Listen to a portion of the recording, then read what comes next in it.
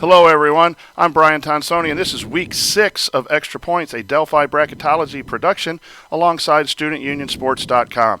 We're going to bring you some exciting information about college football. I'm with seniors TJ Nelson and Jensen Reef on the panel today, and we'll be discussing football throughout the show. But right now, we're going to send it over to Daniel Jakes for a week in review. Take it away, Thanks, Daniel. T. This week we had some crazy matchups. First, let's start off with Friday's matchup between Washington and high school team Stanford Cardinal. Washington ended up thumping the Cardinal 44-6. Let's go to the Big Ten, where IU upset Michigan State in overtime 24-21. Baylor fought off a frisky Iowa State team that had to win it on a nail-biting field goal as a fat lady sung 45-42. While North Carolina upset the Seminoles of Florida State on a 54-yard field goal as time expired. Then the Volunteers of Tennessee used a Hail Mary to smack the Georgia Bulldogs from nipping on their heels. Back to you guys at the studio. Thanks, Daniel. What a week of games with some last-second miraculous play, some overtime wins, some upsets. That's what college football is all about. Cole Rickles, our resident genius, resident senior, as I've mistakenly called him a junior earlier, has our hot-cold segment this week. Take it away, genius. Cole Rickles here with your hot and cold segment of the week. We're going to start with the hot segment, and for right now we have IU. They beat Michigan State for the old brass spittoon. Ding! They haven't won since 2006, and honestly, they were so hot that game, I was sweating like Mike Tyson in a spelling bee. And back here with your cold segment of the week, we're going to go with Stanford with their loss against Washington. McCaffrey, he only has 49 rushing yards, no touchdowns. They received their worst loss since 2009, which came from Arizona State. I mean, watching this team, it was colder than Brian Tonsoni's bald spot on a snowy day. Back to you, Brian. I love the Hoosiers, but not sure I would ever see the IU football program on the hot segment. But thanks, Cole. Now, we're going to give you a new segment here called Games to Watch. And these are just games that might be off the radar that you might want to check in and see what the score is. My two games this week are Maryland 4-0 at Penn State 3-2, an up-and-coming Terrapin team. Do they have what it takes to win on the road? And Colorado 4-1, turning things around in the Pac-12 at traditional power USC, who's having a struggling season. TJ, what games would you tell our listeners to watch? I'd recommend watching and looking in on the Virginia Tech UNC game, as well as the Washington Oregon team. Oregon's been so-so this year, but Washington's trying to show some dominance. How about you, Jensen? I'm going to have to go with IU and OSU. For whatever reason, IU always comes up close going against these guys, and I definitely feel like it's one dogfight to be watching this weekend. Okay, so those are some games that you might want to tune in that aren't your top games. And right now we're going to go over to Jesse Scowden for the interesting stat of the week. What do you have for us, Jesse?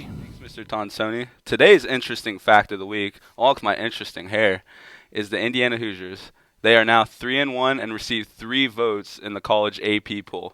Darrell Hazel, on the other hand, has only 2 wins in the Big Ten Conference over 4 years. Back to you guys in the studio. Another segment where IU football is mentioned. I'm not sure what's going on. I think it's almost the end of the grading period, and some of these guys might be looking for some brownie points to boost their grade. But nonetheless, IU did have a nice weekend, and this fat guy rushed the field, and you're never too old to rush the field. So thanks for that fact, Jesse. Okay, we're now going to go to another new segment of games here called the Not So Primetime Games, but maybe primetime games. A real quick discussion of some games that are off the radar, but again, might be top games. We're going to start out with Houston, 5-0 at Navy, who lost their first game. Jensen, tell us a little bit about this awesome quarterback that is in the Heisman race for Houston. Well, Greg Ward Jr., the quarterback for Houston, has 99 completions on 140 attempts. He isn't doing too bad this year. That's my personal opinion. With a total of 1,325 yards and 8 touchdowns, he's doing pretty good. Last year, he had 2,828 yards, so he's coming up close. He's about halfway there, so we'll see what he can do throughout the rest of this season. Houston's putting up some big points, has a big win over Oklahoma, and this is a team that not a lot of people see because it's not one of the big Power 5 conference teams, and I think they might have a chance to sneak into a playoff if they run the table. Let's talk a little bit, TJ, about Navy. I have a Navy quarterback, Will Worth. All right, they're an option team. The dude usually doesn't throw it more than 10 times a game, but last week against Air Force, I believe, he had like 30 pass attempts. So he's going to have to come up big and keep the ball out of the defense's hands if they want a chance at this upset. I like what you said there about the option game, and sometimes that's tough to prepare even for your top 10 team, so that'll be something to see if they can use that magic against Houston. Our next not-so-prime-time game is Indiana 3-1 at Ohio State 4-0. On paper, this is a 29-point spread. Ohio State should win big, but Indiana has played Ohio State tough the last couple years, including having a 4th down and 9 as time expired last year at Indiana. TJ, talk a little bit about the quarterback for IU and how he is. As he goes, so does IU.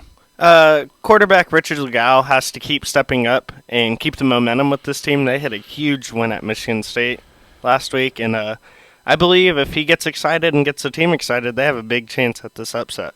Their one loss, he threw 5 interceptions. He bounces back against Michigan State and only throws 1, but some two key late touchdowns. So Legault is a key component for IU. Of course, Ohio State is probably the best team in the country. Tell us a little bit about their key personnel. JT Barrett has 14 touchdowns and 888 yards. So obviously the Buckeyes have a very strong player here, and they need to keep utilizing him. It's going to help them keep the win streak going as well. If he keeps running and doing what he does on the field, it'll be a big player for IU to keep an eye on. Also to watch out for this is Curtis Samuel with 345 yards and 3 touchdowns. I'd say him and Barrett have good chemistry. So those are 2 players definitely to be watching out for as the Buckeyes take on And Ohio State defense is really young, but they are so athletic, and that's going to be hard for Legault and Hoosiers running game to get moving. This game again is a big spread, but it might turn out to be a primetime game if IU keeps up what they've done against Ohio State. And our third not so prime but primetime game is LSU 3-2 at Florida 4-1. 2 typical SEC teams that have had some losses this year, but interesting, LSU's new coach was hired to get the offense going and scores 42 points. And then there's a battle of former Purdue quarterbacks. Purdue's just right down the road here, and we have 2 transfers from Purdue, and it's Austin Appleby, right? Not the golfer. I always want to go to Stuart Appleby, but it's Austin Appleby and Danny Etling, 2 guys who couldn't play here at Purdue, but they're playing in the SEC in a big matchup. LSU always will be about their running back, though, Jensen. Talk about Fournette here. Leonard Fournette listed as probable for this week against Florida. So we should be looking at him coming back, having a stellar game versus Florida. Other than having issues with his ankles, and I mean, I don't really see him being listed as, going to be questionable or anything like that. I think Florida needs to keep an eye on him. He's having 386 yards and only 2 touchdowns. But Florida needs to watch the run game here as they compete against LSU. If LSU can score points, they're very dangerous, and Fournette's a big piece of that, as well as Etling at quarterback. Florida might have their starting quarterback back, but if not, it's Austin Appleby, that former Purdue quarterback. Talk about what Florida needs to do here. Yeah, Austin Appleby has to have a good game. He needs to get into the offense and get some kind of tempo going. He needs to make plays with not only his arm, but his legs as well. And I think if he can have a successful game, they pull out the win this week. These are 3 games that, on paper, maybe not the greatest matchups of the week, but might turn into. It's now time for this week's tailgate tip of the week. Kane Meyer has some advice for all of us tailgaters this week. Mr. T. All right, guys. 2 weeks ago, I told you about the Koozie Cup. Well, now you're your tailgate and you forgot it. What do? The Red Solo Cup. It's always got your back, and drink identities concealed. Back to you guys. Yes, Red Solo Cups are vital at a tailgate because if your team is sponsored by Pepsi and you would prefer to drink Diet Coke, you need to make sure that you put the opposite drink in that Red Solo Cup so your school isn't offended by your drink choice at tailgates. Now, we go back to some key matchups, and this week there's not a whole lot of key matchups, but there are some rivalries, and we start out with two teams in the Big 12 who are traditional rivals, play every year, but both of them are sitting on a couple of losses, and that's Texas 2-2 at Oklahoma. Two storied programs. Charlie Strong is on the hot seat at Texas. Oklahoma usually isn't sitting with two losses. So, TJ, talk to us a little bit about Texas. Texas has a chance to revamp and spark this season up. Texas demoted their defensive coordinator this week. Coach Strong is taking over, and he will be tested this week. TJ, great point. I read somewhere where there's only one assistant coach on Texas that was around when Coach Strong started 3 years ago. He's trying everything to get that program going. This might be a game that either is a make or break. Oklahoma has a high-powered offense, and Texas defense has struggled. So what do you think is going to happen here from Oklahoma? Definitely, I have Oklahoma winning in this one. Even though it's a rivalry game, you have to throw both teams' records out the window. You have to focus more on the guts in this game, too. Who has the more willing power to compete? And I think Texas, they're there, but Oklahoma definitely wants to get the win more than they do. And that's just my personal opinion. But I also think having the good home field advantage for Oklahoma will be key in this matchup. I think Baker Mayfield and the offense found its groove against TCU last week, and I think he's just going to continue. He is a special player, even though they've lost two. Our next rivalry game is Florida State 3-2 at Miami 4-0. Miami is under new coach Mark Richt, and they look to restore the glory of the U. And this is a huge game for them against a team that has really been tested and is down and out. TJ, Florida State. Yeah, FSU needs a huge win right now to try to save their season. They've had two early losses, and playoff hopes aren't looking very good for them. But I think they are a team that has some very talented players. I think this is going to be a very good game to watch. I think their quarterback issue they just have to have outstanding quarterback play. They got a great running back, and then defense. They got to contain some of that Miami offense. Jensen, a little bit about Miami. Miami being 4-0, they're only giving up 11 points this season, so that's definitely good to look at. You got to watch their defense because they seem to be doing pretty well. They'll be tested by FSU this week as well.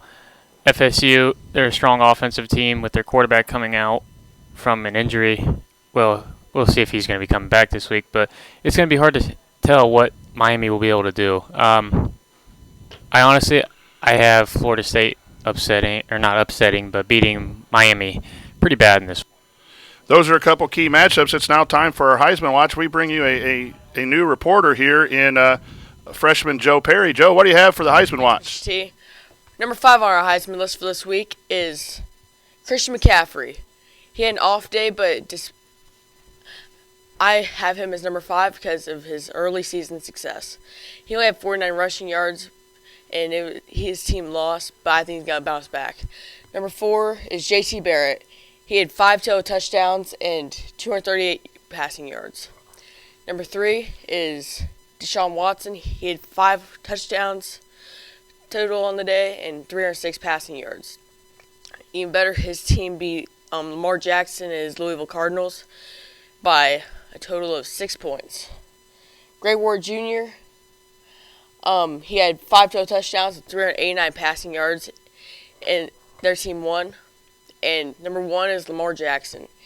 He had 3 touchdowns and 295 passing yards on the day, and his team lost, but it's going to take a lot to dethrone Lamar Jackson from his number 1 spot. Back to you guys. Thanks, Joe. Excellent job for your first time Heisman battles, coming down to a battle of quarterbacks with a couple of running backs hanging out in the back room. So we'll see how that matches up. Now it's time for our game of the week, and it's Tennessee 5-0 versus an undefeated Texas A&M team. We've talked about Tennessee several weeks in a row, guys.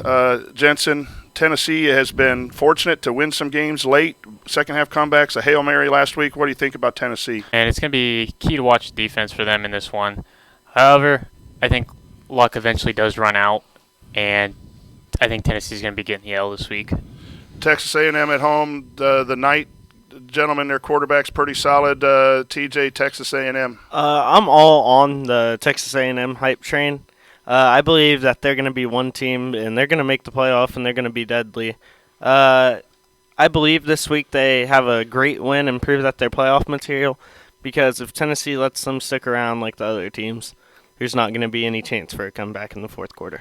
And playing at Texas A&M is one of the toughest places to play. Tennessee, they might be that lucky team, right, that just finds a way to get it done. But we're going to send it over to Dave Gilbert to talk a little bit about what it's like to play at Texas A&M with some of their traditions. Dave, what are the Texas A&M traditions? Thanks, guys. This week's tradition segment takes us to College Station, Texas, home of Texas A&M University. Texas A&M is steeped with tradition, from the 12th man to yell leaders to midnight yell. One of the most recognizable signs in college football is a sign that goes across the one side of the stadium at Kyle Field, welcoming or recognizing the 12th man at Kyle Field, which is the entire student section. The tradition of the 12th man actually goes back to 1922 when the Aggies were playing the heavily favored Center College. Practice squad player E. Scott Gill was in the press box just helping out the announcers with names of players when the Aggie players started to drop like flies because they were all getting injured. So the coach for Texas A&M, Dana Bible, actually summoned Gill from the press box and called him down to the field. And so Gill got a uniform from an injured player and stood on the sidelines ready to enter if needed. Well, as the legend has it, the Aggies came from behind and won over the heavily favored team. And when the game ended, Gill was the only one left standing on the sideline. The only player that had not gotten in the game, but he was still standing ready to play. And so today, Gill's willingness to stand up for his team as the 12th man has extended to the Aggie student section, as the students stand the entire game to show their unity, loyalty, and willingness to stand up for their team. Another tradition at Texas A&M is that of yell leaders, which dates back to 1907. Aggies don't cheer, they yell. And so they have 5 yell leaders that are chosen each year by the student body, 3 seniors and 2 juniors. It's always upperclassmen. And they always wear white to the games and pace the sidelines, leading the student section in yells. They also travel to home or to away games as well as any postseason game. The last Texas A&M tradition is that of midnight yell. This dates back to 1913 when students started to meet after dinner to practice their yells for that week's game. In 1931, they actually decided to start meeting at midnight the night before games to do this. And so today, midnight yell is held at Kyle Field the night before a big game and is attended by upwards of 25,000 people. The yell leaders lead the Fightin' Aggie marching band in as well as with current and former students into the stadium. And then this is followed by the rendition of the Aggie War Hymn. Then the yell leaders pace back and forth, leading the crowd in yells. That some of those yells date back to the early days of Texas A&M. These events make a home game weekend at College Station a sight to behold. And in 2011, Sports Illustrated actually called it the best game day experience in college football. And those are some of the traditions at Texas A&M. Back to you guys. Thanks, Dave. What a great place. That's one of my bucket list games to go and see and stadiums to go and see. And so now we're going to send that down to Kyle Klein, who we sent down to Texas to do some reporting down there. Kyle, what do you have for us? Thanks, guys. Thanks for sending it to me down here in Texas A&M Stadium. We got 12th man. Well, they were supposed to be rooting me on, but they're not. We're going to be pitting 2 5-0 teams with alma maters from 2 of the most upstanding quarterbacks of all time. We got Tennessee and their famous quarterback Peyton Manning, newly retired. Then we got Texas A&M with their quarterback who's newly retired. Oh wait, actually Johnny Football is actually not renewed his contract, so maybe he's not that upstanding. So we're going to start with Tennessee. 4 of their 5 victories have come from behind. They've been down double digits from most of the teams. They're going to have a difficult time against the Aggies playing down there in Texas. QB Josh Dobbs needs to get the team off to a quick start. Last week they got real lucky with the Hail Mary. I don't think they're even going to be in a position to throw a Hail Mary to try to get a win this week. Jalen Hurd, the running back, he's been averaging about 4 yards a carry, but he's really going to need to herd some of the defenders from the Aggies in order to get to the end zone.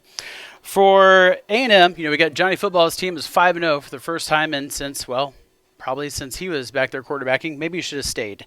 Their quarterback now, Trevor Knight, a much more upstanding adult, has 7 TDs and almost 1,300 passing yards. Their running back has run for almost 500 yards and on 54 carries. He's got almost a 10 yards per carry average. Pretty stellar, I might add.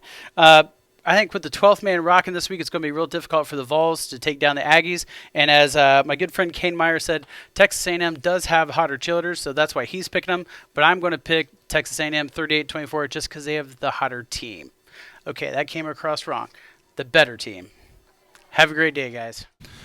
Okay, thanks, Kyle. Always glad to have you racking up the frequent flyer miles. I hope you get some good discounts and you get some good food. Make sure you hydrate every once in a while on all of these trips. Now we're going to come to our section of the podcast where we make picks. We're going to do a couple new things here just to change things up. Upset of the week. Jensen, your upset of the week for our listeners to potentially watch. Upset of the week for me is Arizona beating Utah. I believe the Wildcats have a very strong chance against them and will be pulling the W out. TJ. I believe that's a very good game that Jensen's talking about, but I think the craziest upset this week is going to be South Carolina upsetting Georgia. Georgia hasn't looked very strong this week. How about you, T? Yeah, thanks. I think USC over Colorado. USC is a traditional program. Colorado's up and coming. It's at USC. Instant classics, guys. These are the games that are played on Saturday that you'll find somewhere on Sunday being played over again, or people will want to keep on their DVD. Not every week do we have instant classic games, but sometimes there are. What do you think the chance of an instant classic game that'll come down to the wire want to be replayed? Jensen? Definitely have to go with our game of the week, which would be Tennessee and Texas A&M. I think that game is going to be one game to be focusing on, and I think it'll be played over and over again. And it's just one game everyone can take away something from. TJ, your instant classic? I have the FSU Miami game. I believe that this is going to be a huge game for running back Cook. I feel like he can prove some things here against a very dominant Miami defense. How about you, T? And that one always comes down to a kick, and it's missed right or missed left, and it's famous, and it's on ESPN Classic. Good pick there.